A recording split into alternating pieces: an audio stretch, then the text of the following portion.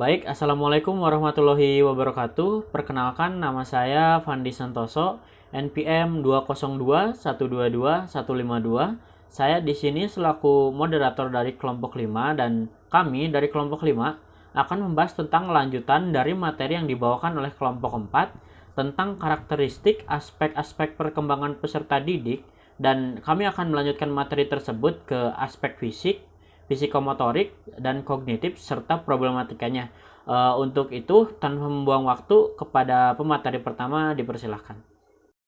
Assalamualaikum warahmatullahi wabarakatuh.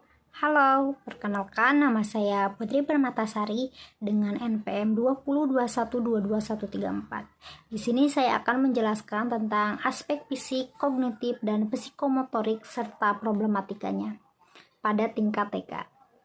Pada masa usia dini, anak mengalami masa keemasan atau the golden years yang merupakan masa di mana anak mulai peka atau sensitif untuk menerima berbagai rangsangan. Masa peka pada masing-masing anak berbeda, seiring dengan laju pertumbuhan dan perkembangan anak secara individual. Masa peka adalah masa terjadinya kematangan fungsi fisik dan psikis yang siap merespons stimulasi yang diberikan oleh lingkungan. Masa ini juga merupakan masa peletakan dasar untuk mengembangkan kemampuan kognitif, motorik, bahasa, sosial emosional, agama, dan moral. Yang pertama ada aspek fisik, motorik pada anak TK. Perkembangan motorik merupakan perkembangan pengendalian gerakan jasmania melalui kegiatan pusat syaraf, urat syaraf, dan otot terkoordinasi. Keterampilan motorik anak terdiri atas keterampilan motorik kasar dan keterampilan motorik halus. Keterampilan motorik anak usia 4-5 tahun lebih banyak berkembang pada motorik kasar. Setelah usia 5 tahun baru terjadi perkembangan motorik halus.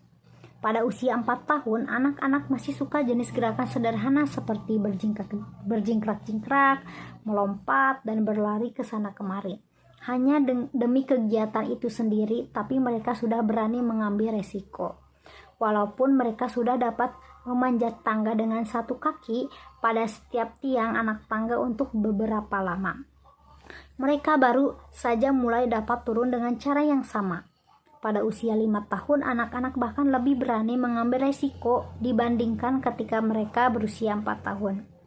Mereka lebih percaya diri melakukan ketangkasan yang mengerikan seperti memanjat suatu objek, berlari kencang, dan suka berlomba dengan teman sebayanya, bahkan orang tuanya.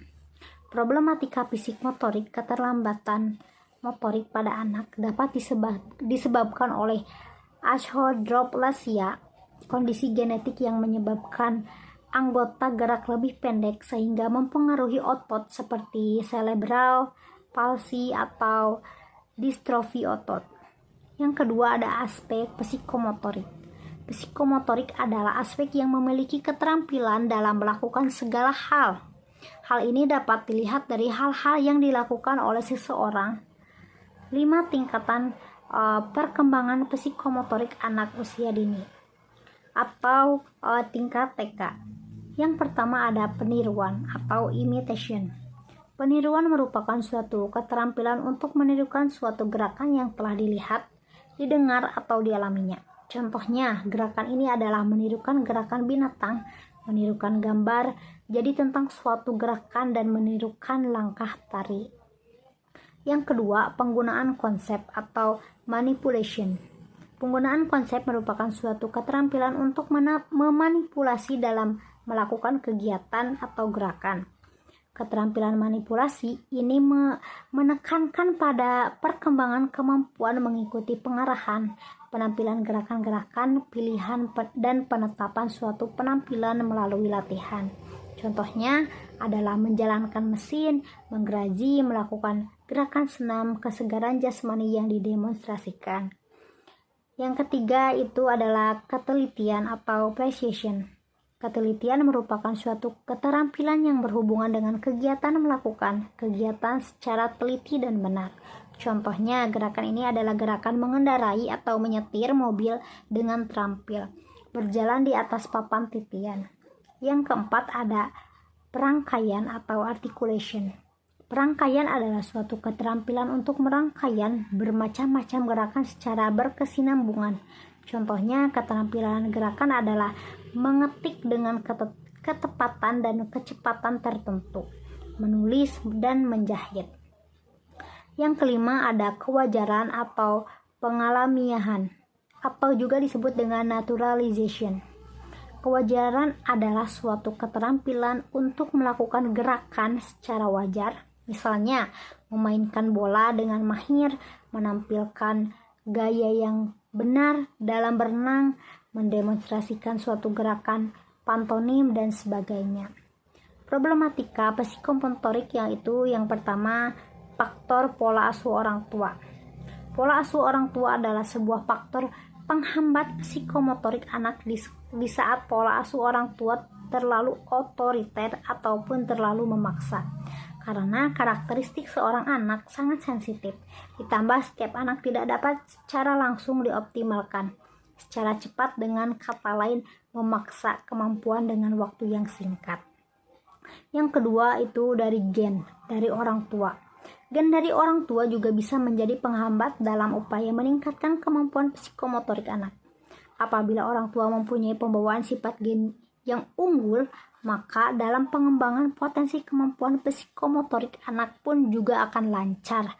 Hal sebaliknya, apabila anak membawa pembawaan gen orang tua di mana gen tersebut adalah gen yang lemah, maka kemampuan meningkatkan potensi psikomotorik anak biasanya juga akan lemah.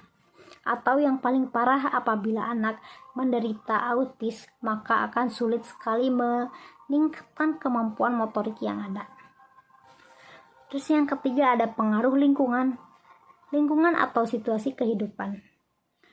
Lingkungan tempat seseorang dibesarkan, hubungan dengan anggota keluarga dan orang lain turut berpengaruh terhadap perkembangan psikomotorik pada anak. Di antaranya lingkungan keluarga, sekolah, dan lingkungan bermain. Yang ketiga ada aspek kognitif. Aspek kognitif berhubungan erat dengan akal dan pikiran. Pertumbuhan di area ini sangat luas, tidak hanya di sekolah tetapi juga di permainan-permainan yang mengajak si kecil berpikir. Pada aspek ini, ia akan belajar perkembangan kognitif pada anak TK atau tahap preoperasional 2-7 tahun. Perkembangan preoperasional berlangsung dari usia 2 hingga 7 tahun. Pada tahap ini, konsep-konsep yang stabil dibentuk, penalaran mental muncul, ego sentimental mulai kuat dan kemudian melemah, serta terbentuknya keyakinan terhadap hal yang mikis. Pemikiran praoperasional merupakan tahap awal dari pemikiran operasional. Pada tahap praoperasional, mayoritas label-label yang digunakan anak belum menekankan pada tahap berpikir secara operasional. Pada tahap praoperasional, pemikiran anak masih kacau dan kurang terorganisir secara baik. Pemikiran praoperasional merupakan kemampuan awal anak untuk merekonstruksi pemikiran pada level yang telah ditetapkan dalam tingkah laku. Pemikiran praoperasional juga mencakup transisi dari penggunaan simbol-simbol primitif kepada yang lebih maju. Problematika kognitif, keterlambatan kognitif dapat terjadi pada anak yang mengalami cedera otak karena infeksi seperti meningitis yang dapat menyebabkan pembengkakan di otak yang dikenal sebagai encephalitis. Di samping itu, Down syndrome juga dapat meningkatkan risiko terjadinya keterlambatan kognitif. Terima kasih. Assalamualaikum warahmatullahi wabarakatuh. Perkenalkan, nama saya Friskani Fitri Ramadanti dengan NPM 2021222142. Di sini saya akan menjelaskan materi mengenai aspek fisik dan kognitif pada anak usia sekolah dasar atau masa kanak-kanak akhir.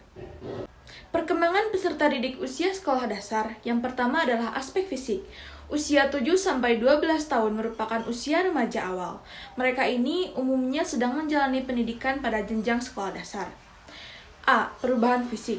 Pada awal masa kanak-kanak tengah, anak-anak biasanya menunjukkan perolehan penampilan baru di mana tampil lebih ramping dan atletis. B. Perkembangan otak dan sistem saraf. Perkembangan otak dan sistem saraf harus terus berlangsung selama masa kanak-kanak menengah. C. Keterampilan motorik.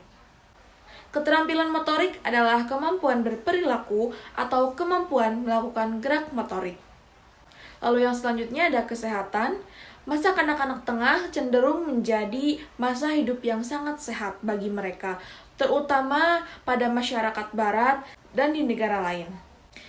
Yang kelima ada konsep diri, yaitu menurut Erikson, tugas perkembangan masa kanak-kanak menengah adalah untuk mencapai industri atau perasaan kompeten secara sosial. Dan dilihat dari kognisi sosialnya, sebagai manusia yang tumbuh dewasa, peserta didik meningkatkan pengembangan dalam kognisi sosial atau pengetahuan, pengalaman, dan lainnya. G. Hubungan keluarga. Meskipun anak-anak usia sekolah menghabiskan waktu lebih lama dan jauh dari rumah daripada yang mereka lakukan ketika semasa kanak-kanak. Selanjutnya ada persahabatan, khususnya persahabatan bagi anak sesama jenis merupakan fenomena umum yang dilakukan oleh anak-anak usia sekolah dasar. Dan I. Tekanan teman sebaya. Banyak ahli psikologi perkembangan anak mempertimbangkan tekanan teman sepermainan membawa konsekuensi negatif. Yang selanjutnya ada seksualitas. Pada anak sekolah dasar, termasuk masa usia dini, minat seksual merupakan perpanjangan dari sensasi yang menyenangkan dan rasa ingin tahu, bahkan hasil dari erotisme. Dan yang terakhir ada stres. Anak laki-laki dan perempuan pada tahun-tahun bersekolah di sekolah dasar termasuk di dalam kelas tidak kebal terhadap stres dari dunia kehidupan mereka. Dan yang kedua ada aspek kognitif. Dengan masuknya anak ke sekolah dasar, maka kemampuan kognitifnya turut mengalami perkembangan yang pesat. Ditinjau dari perkembangan kognitif Giant Piaget, anak sekolah dasar memasuki tahap operasi konkret dan berpikir. Suatu masa di mana konsep yang pada awal masa kanak-kanak merupakan konsep yang samar-samar dan tidak jelas sekarang menjadi konkret dan tertentu. Pada usia sekolah dasar ini, daya pikir anak berpikir ke arah daya pikir konkret, rasional, dan objektif. Kemampuan berpikir ditandai dengan adanya aktivitas-aktivitas mental seperti mengingat, memahami, dan mampu memecahkan masalah. Anak sudah lebih mampu berpikir, belajar, mengingat, dan berkomunikasi. Kemampuan berpikir secara sistematis tentang beberapa topik pada anak usia sekolah lebih mudah dari anak-anak prasekolah. Menurut tinjauan Piaget, anak berusia antara 7-11 tahun berada dalam tahap konkret operasional yang ditandai dengan penalaran induktif, tindakan logis, dan pikiran konkret yang reversible. Lalu karakteristik spesifik tahapan ini diantara lain yang pertama, transisi dari egosentris ke pemikiran objektif, yaitu melihat dari sudut pandang lain seperti mencari validasi, bertanya, dan lainnya. Yang kedua, ada berfokus pada kenyataan fisik saat ini, disertai ketidakmampuan melihat untuk melebihi kondisi saat ini. Yang ketiga, kesulitan menghadapi masalah yang jauh, masa depan atau hipotesis. Yang keempat, perkembangan berbagai klasifikasi mental dan aktivitas yang diminta. Lalu yang kelima, perkembangan prinsip konservasi, yaitu volume, berat, massa, dan angka. Lalu ada aktivitas yang khas pada anak di tahap ini antara lain, yang pertama, mengumpulkan dan menyortir benda, contohnya seperti kartu, bola, boneka, dan kelereng. Yang kedua, meminta atau memesan barang-barang menurut ukuran, bentuk, berat, dan kriteria lain. Dan yang ketiga, mempertimbangkan pilihan dan variabel ketika memecahkan masalah. Yang keempat, anak mengembangkan pola artikulasi orang dewasa formal pada usia 7-9 tahun. Dan yang kelima, Anak belajar bahwa kata-kata dapat dirangkai dalam bentuk terstruktur. Dan yang keenam, kemampuan membaca merupakan salah satu keterampilan yang paling penting yang dikembangkan oleh anak. Baik, materi selanjutnya akan dijelaskan oleh rekan saya. Terima kasih. Assalamualaikum warahmatullahi wabarakatuh. Nama saya Kairina Milinia Setia, INPM 2021222160. Di sini saya akan menjelaskan nomor 3, aspek psikomotorik. Psikomotorik adalah salah satu ranah yang menilai keterampilan atau skill atau kemampuan melakukan sesuatu setelah seseorang menerima pembelajaran pada bidang tertentu. Hasil belajar motorik akan terlihat ketika seseorang telah menerima pembelajaran dan telah dinilai secara kognitif. Psikomotorik juga merupakan aspek yang memiliki keterampilan dalam melakukan segala hal. Hal ini dapat dilihat dari hal-hal yang dilakukan, antara lain 1. Menirukan ketika anak sudah memahami atas rangsangan yang diberikan sehingga merespon dengan gerakan secara langsung. Tahapan yang harus dilewati ialah anak akan melihat gerakan tersebut, kemudian mempraktekkan atau menirukannya. Kemampuan meniru seorang anak dapat sempurna atau tidak sempurna. 2. Memanipulasi. Kemampuan menirukan sesuatu yang telah dipelajari dengan berbagai tambahan yang berkesan berbeda dengan apa yang dipelajari. Hal ini merupakan bentuk manipulasi dalam proses pembelajaran. Manipulasi akan ditangkap oleh pembimbing atau guru. Kegiatan ini bersifat sederhana dan sesuai dengan pengalaman yang dimiliki oleh masing-masing individu. Nomor 3, ketepatan seseorang yang telah melakukan persisi dengan baik. Ketepatan dalam melakukan beberapa hal akan membuat seorang dinilai menghasilkan produk kerja yang tepat. Pada tahap ini, kesalahan yang dibuat dalam melakukan tindakan eksekusi sesuatu proyek lebih sedikit. 4. Pengalamian ketika seorang anak sudah dapat melakukan segala hal dengan baik, maka anak akan mampu menguasai segala hal yang telah diajarkan. Bahkan dapat melakukan lebih dari apa yang diajarkan atau melakukan modifikasi dan penyesuaian dengan keterampilan yang dimiliki dan kemampuan terus berkembang dalam berbagai situasi dan kondisi. Nomor 5, artikulasi. Pengembangan dengan memberi sesuatu yang lebih bermakna juga dapat dilakukan dengan cara menyesuaikan dengan situasi dan kondisi saat ini. Gerakan baru yang diciptakan menekankan pada kreativitas masing-masing orang berdasarkan apa yang diperoleh dalam proses pembelajaran. Kata kerja yang digunakan antara lain mendorong, menarik, mencampur, membungkus, memproduksi, menggatik, dan lain-lain. Kegiatan yang dilakukan bersifat kompleks serta dengan tepat. Nomor 4, permasalahan dalam perkembangan anak usia sekolah dasar. Ketika terdapat kesalahan atau ketidaksesuaian dalam suatu proses perkembangan anak usia sekolah juga seringkali diwarnai dengan berbagai macam permasalahan, mulai dari yang simpel sampai yang kompleks. Berikut ini adalah beberapa permasalahan yang sering terjadi pada perkembangan anak usia sekolah. 1. Gangguan tingkah laku. Definisi gangguan tingkah laku memfokuskan pada perilaku yang melanggar hak-hak dasar orang lain dan norma-norma sosial utama. Tipe perilaku yang dianggap sebagai simptom gangguan tingkah laku mencakup agresi dan kekejian terhadap orang lain atau hewan, merusak kepemilikan, berbohong, dan mencuri. Gangguan tingkah laku merujuk pada berbagai tindakan yang kasar dan sering dilakukan yang jauh melampaui kenakalan dan tipuan praktis yang umum dilakukan anak-anak usia sekolah. 2. Disabilitas. Belajar yang merujuk pada kondisi tidak memadainya perkembangan dalam suatu bidang akademik tertentu, bahasa, berbicara, atau keterampilan motorik yang tidak disebabkan oleh retardasi mental, autisme, gangguan fisik yang dapat terlihat, atau kekurangan kesempatan pendidikan. Anak-anak yang mengalami gangguan ini umumnya memiliki intelijensi rata-rata atau di atas rata-rata.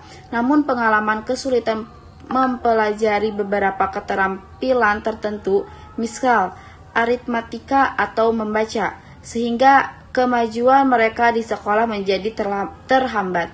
Disabilitas belajar untuk penggabungkan 3 gangguan, yaitu gangguan perkembangan belajar, gangguan perkomunikasi, dan gangguan keterampilan motorik.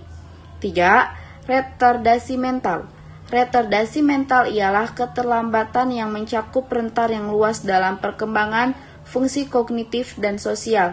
Kurangnya fungsi sosial adaptif dalam berikut, yaitu komunikasi, mengurus diri sendiri, kehidupan keluarga, keterampilan interpersonal, penggunaan sumber daya komunitas, kemampuan untuk mengambil keputusan sendiri, keterampilan akademik nasional, reaksi kesehatan, dan keamanan.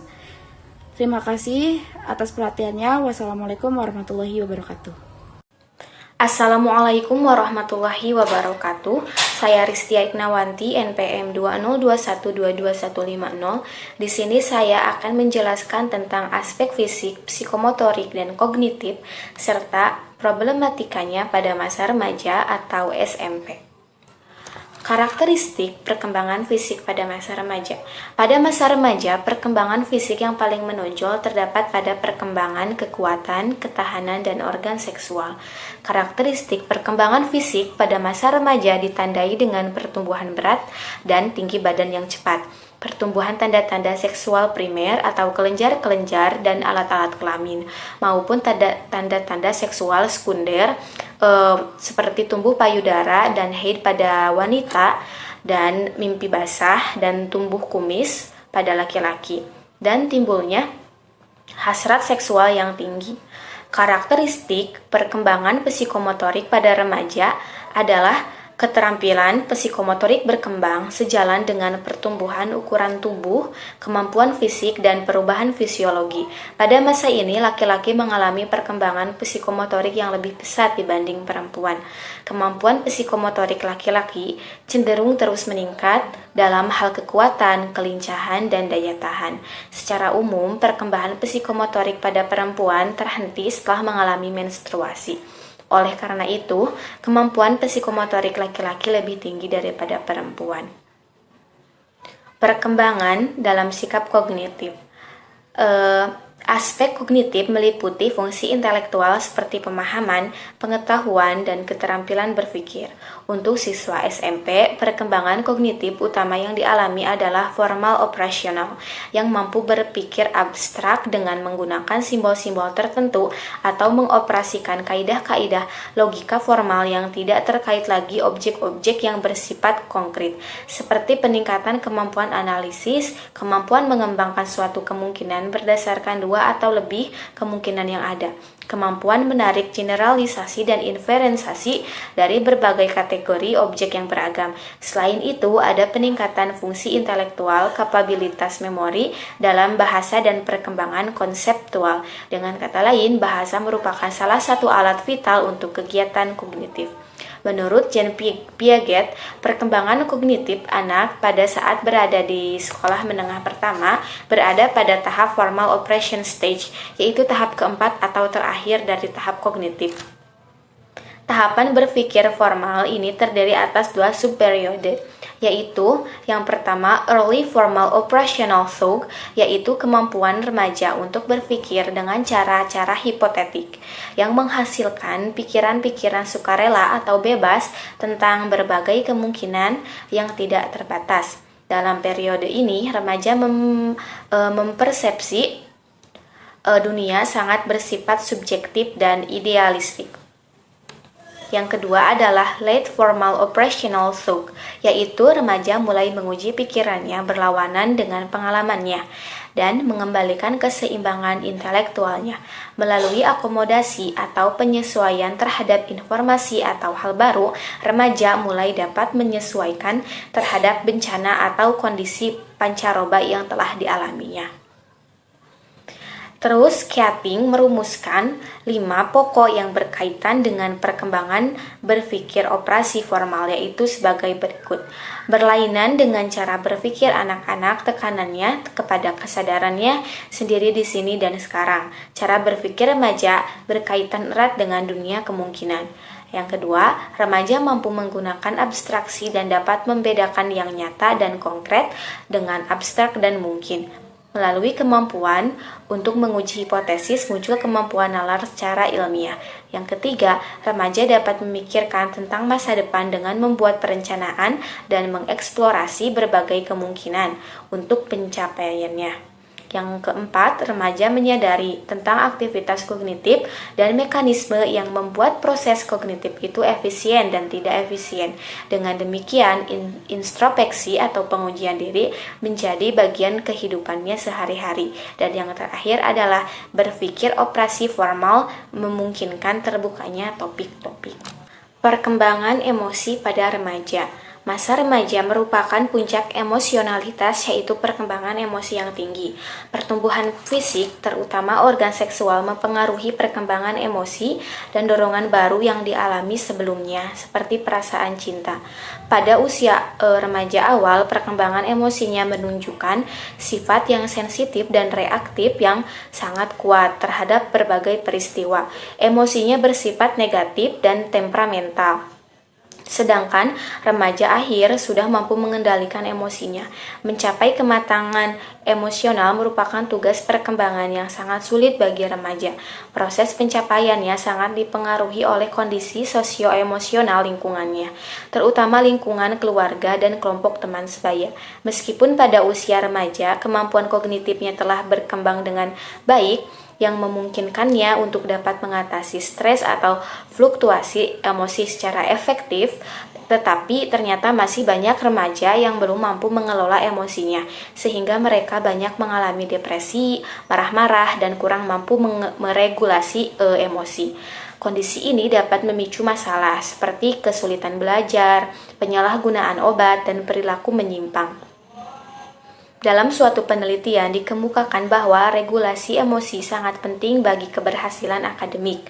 Remaja yang sering mengalami emosi yang negatif cenderung memiliki prestasi belajar yang rendah. Perkembangan sosial remaja. Pada remaja berkembang sosial kognitif, yaitu kemampuan untuk memahami orang lain. Pemahaman tersebut mendorong pada remaja untuk menjalin hubungan sosial yang lebih akrab dengan mereka, khususnya pada teman sebaya. Pada masa tersebut juga berkembang sikap conformity, yaitu kecenderungan untuk menyerah atau mengikuti pendapat, opini, nilai, kebiasaan, kegemaran, atau keinginan orang lain. Yang terakhir adalah masalah remaja. Masa remaja merupakan masa untuk mencari identitas diri, sehingga ada hubungan kecerdasan emosional dengan kontrol diri. Karakteristik remaja yang sedang berproses untuk mencari identitas diri tersebut sering menyebabkan berbagai masalah pada remaja.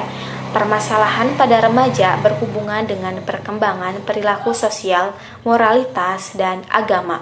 Di antaranya adalah keterkaitan hidup dalam kelompok kecil yang tidak terbimbing, sehingga sangat mudah menyebabkan konflik dan kenakalan remaja yang berbentuk perkelahian, prostitusi, pencurian, dan juga bentuk perilaku antisosial lainnya.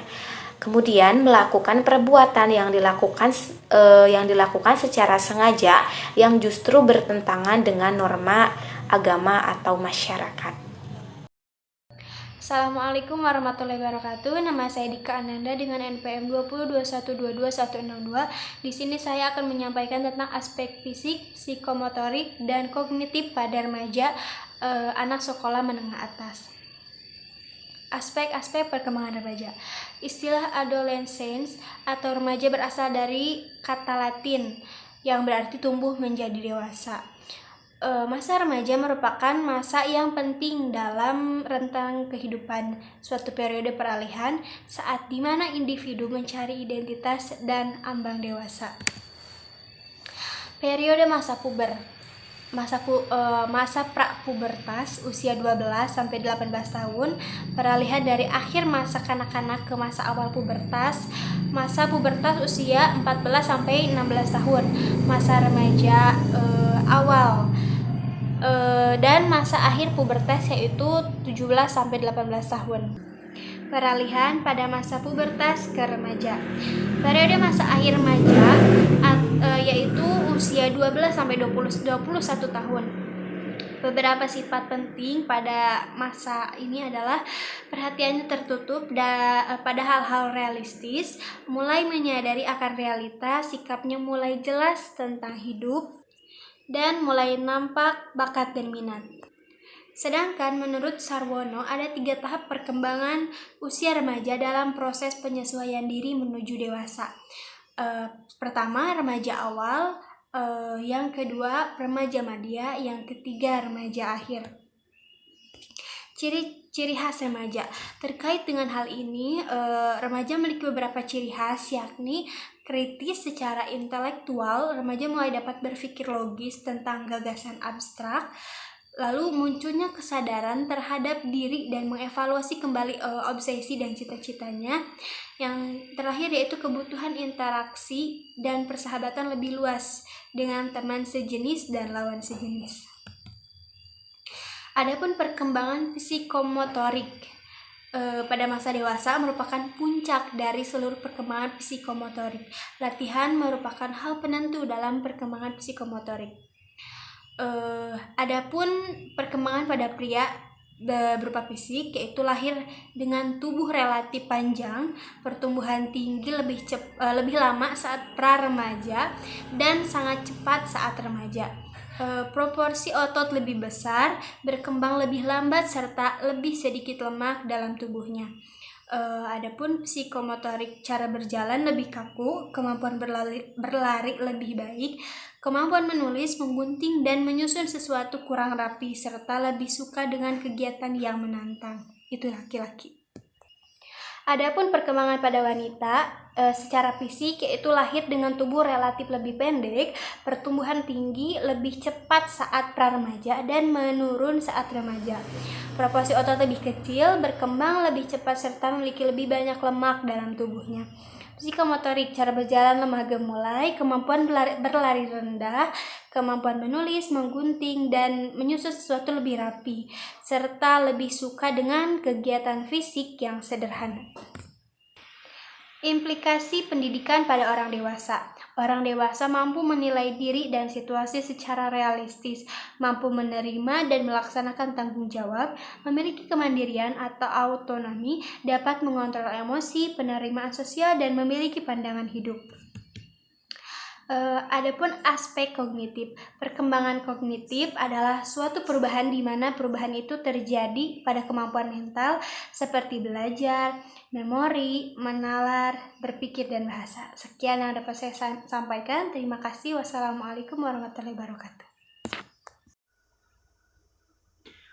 Ya, itu dia hasil presentasi dari kelompok 5 tentang aspek fisik, psikomotorik, dan kognitif serta problematikanya. Mohon maaf apabila ada kesalahan pengucapan kata ataupun kalimat. Dicukupkan sekian, saya selaku moderator dan mewakili seluruh pemateri. Terima kasih. Assalamualaikum warahmatullahi wabarakatuh.